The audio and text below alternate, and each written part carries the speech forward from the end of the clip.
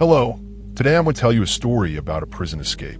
I've previously shared with you a tale about a breakout from Clinton Prison, and today's story won't disappoint. It's about a man who seemed to possess a truly unique skill set. He didn't just escape from a police station, but also broke out of a highly secure modern prison twice. He even managed to outsmart the police during a face-to-face encounter while on the run. This escape earned him a spot on the list of America's 15 most wanted fugitives. The main character of our story is Richard McNair. Born in December 1958 in a small town in Oklahoma, USA, his father ran a jewelry store and his family's circumstances were decent. As he grew up, McNair joined the U.S. Air Force. After his discharge, he settled in North Carolina and became an undercover police officer. Due to the nature of his job, he often mingled with local criminals, and over time, this exposure changed his personality, leading him to develop a habit of petty theft. Surprisingly, McNair didn't steal for money. He did it purely for the thrill.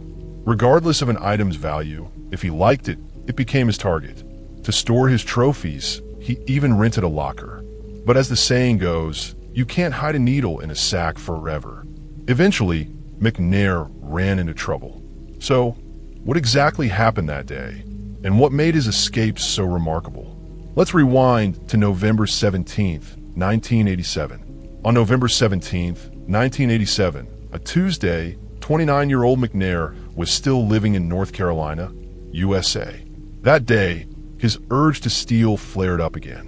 While working, he noticed a grain warehouse in Minot, North Dakota, that had a safe that looked like it might contain valuable items. That night, he broke into the warehouse to rob the safe. As he was prying it open with a crowbar, a truck driver and a security guard suddenly appeared. In a panic, McNair pulled out a gun and shot them, killing the truck driver and injuring the guard. Having served in the military, McNair had some counter-surveillance skills.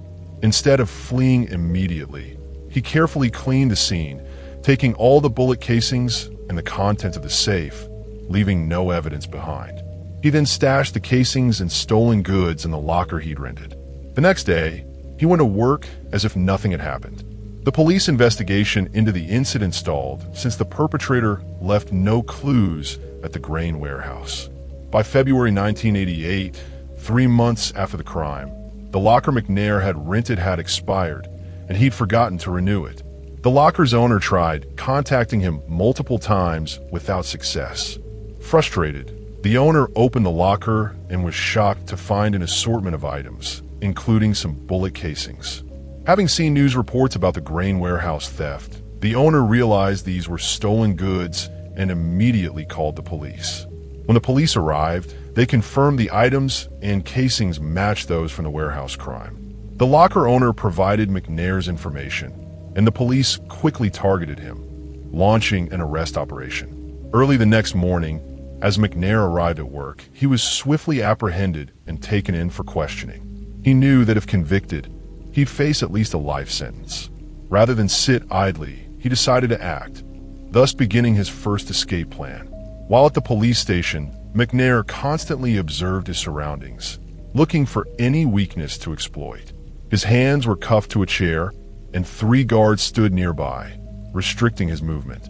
Then he remembered he had a tube of lip balm in his pocket. He carefully maneuvered his hands, though limited, into his pocket. Luckily, he retrieved the lip balm unnoticed and smeared it onto his wrists. The balm acted as a lubricant, and after some effort, he miraculously slipped out of the handcuffs. He then overpowered the guards and bolted out of the station. As police chased him down the street, McNair ducked into a 3-story house. Exhausted but desperate, he climbed to the roof. The police surrounded the building, leaving him no clear escape. Spotting a large tree next to the house, he leapt toward it in a last-ditch effort.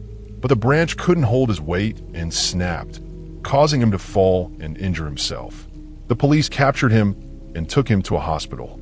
After his release, McNair was transferred to a jail in Kenora, North Dakota, to await trial. From his first day in jail, McNair plotted his next escape. He found a hammer and a flashlight inside the facility and used them to try chiseling through a cell wall. The noise, however, alerted the guards, who moved him to a higher security cell under stricter supervision. At his trial, McNair was sentenced to 30 years for theft and life imprisonment for murder. He was then sent to the state prison in Bismarck, North Dakota, to serve his full sentence. Upon arriving at Bismarck State Prison, McNair realized that unless he acted, he'd be stuck there forever, a life he refused to accept. Learning from past mistakes, he didn't rush this time.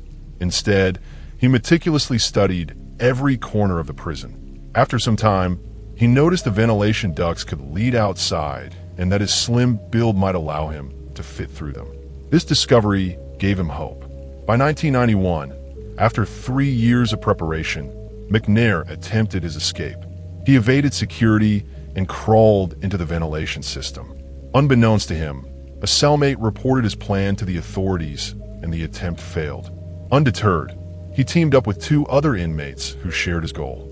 In October 1992, after a year of planning, McNair and his accomplices breached the ventilation system again. This time, they succeeded, escaping through the ducts and fleeing in separate directions. McNair changed his clothes and dyed his hair blonde to avoid recognition. He stole a car and drove away from the prison area. When money ran low, he resorted to petty theft to fund his escape. His 2 partners weren't as fortunate.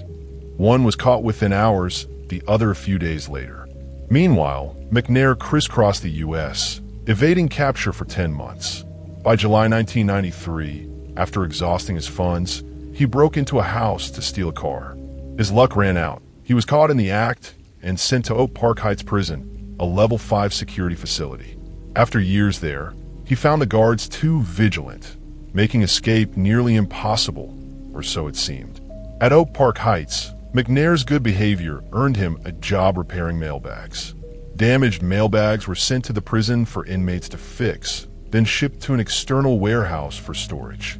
After months on the job, McNair realized this warehouse was outside the prison walls. If he could hide in one of those bags, he might be transported out.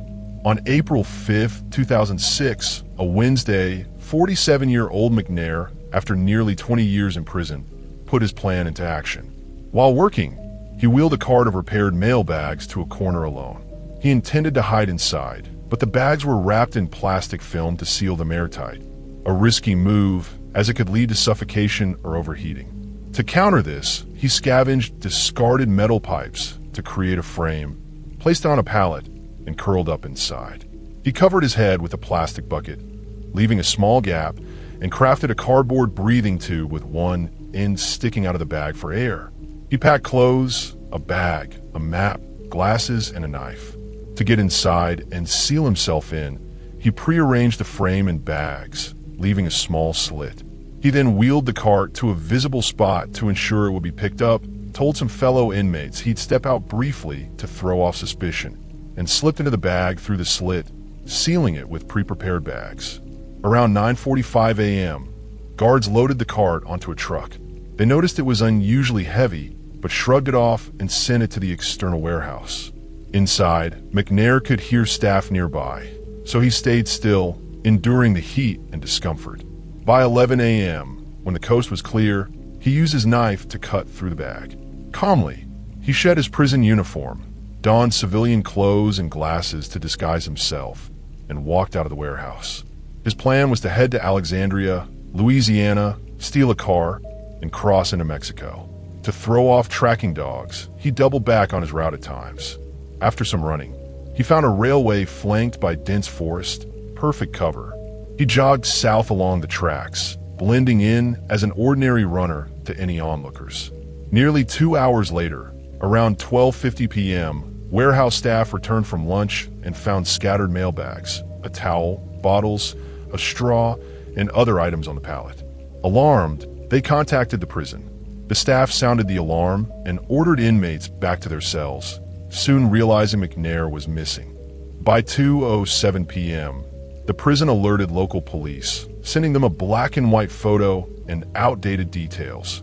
McNair had scars on his left wrist and knees and wore a prison uniform, none of which matched his current appearance. Police began their manhunt. By 4 p.m., 5 hours into his escape, McNair was still walking the railway when a patrol car pulled up.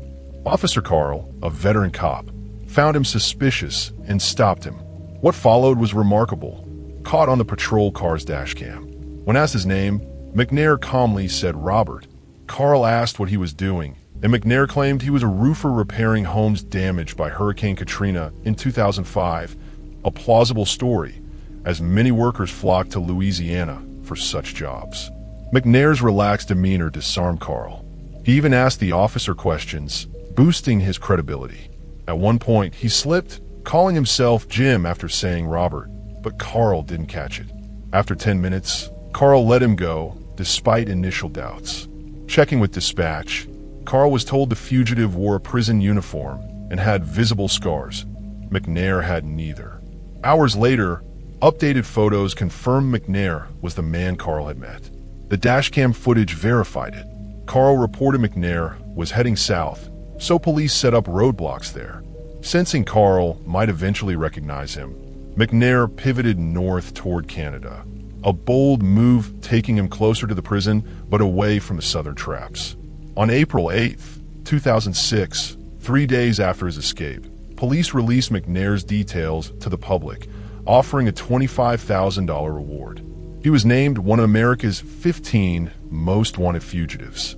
McNair stole a car and headed north, swapping vehicles periodically. He crossed into Canada, surviving by theft and leveraging his undercover experience to sell stolen goods. On April 28, 2006, 23 days post-escape, a Canadian patrol officer spotted him in a parked car. When asked for ID, McNair stalled, claiming it was in the passenger seat, then the back. As the officer was distracted, he bolted into the woods. The officer found fake documents and gear in the car, but lost him in the dark. On October 24, 2007, over a year after his breakout, another Canadian officer spotted McNair in a suspicious white car. McNair sped off, abandoned the vehicle in a forest, and fled on foot. Now 49 and physically weaker, he couldn't outrun the pursuit. Caught, he told the officer, "Congrats, you've caught a big fish." Extradited to the U.S., he was sent to ADX Florence, a supermax prison for the most dangerous offenders. Perhaps he's already plotting his next escape. That's where today's story ends. From a criminal psychology perspective, McNair's case is a fascinating study of cunning and adaptability. His repeated escapes highlight a compulsive need for control and freedom, likely fueled by his thrill-seeking nature, evident in his thefts for pleasure rather than necessity. His ability to remain calm under pressure and manipulate situations, like his encounter with Officer Carl, suggests high emotional intelligence and strategic thinking. However, his eventual capture reflects a pattern seen in many habitual offenders. Overconfidence and diminishing physical capacity with age often lead to their downfall. McNair's story underscores how such individuals exploit system flaws, yet their relentless drive can trap them in a cycle of risk and recapture. See you in the next story. Goodbye.